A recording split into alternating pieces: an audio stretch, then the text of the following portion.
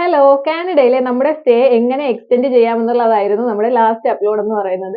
ഇന്നത്തെ വീഡിയോയിൽ വിസിറ്റർ വിസയിൽ വന്നിട്ട് എങ്ങനെ അത് വർക്ക് പെർമിറ്റിലേക്ക് കൺവേർട്ട് ചെയ്യാമെന്നുള്ളതാണ്. സാധാരണയായിട്ട് നമ്മൾ കാനഡയിൽ വരുന്നത് ഒരു 3-4 ഓപ്ഷൻസ് ആണുള്ളത്. Study permit, visitor visa, work permit, PR ഈ രീതിയിലൊക്കെ ആയിരിക്കും നമ്മൾ വരുന്നത്. അപ്പൊ അതിൽ വിസിറ്റർ വിസ ആണെന്നുണ്ടെങ്കിൽ ഒരു 6 മാസത്തെ കാലാവധി ആയിരിക്കും നമ്മുടെ വിസയ്ക്കുള്ളത്.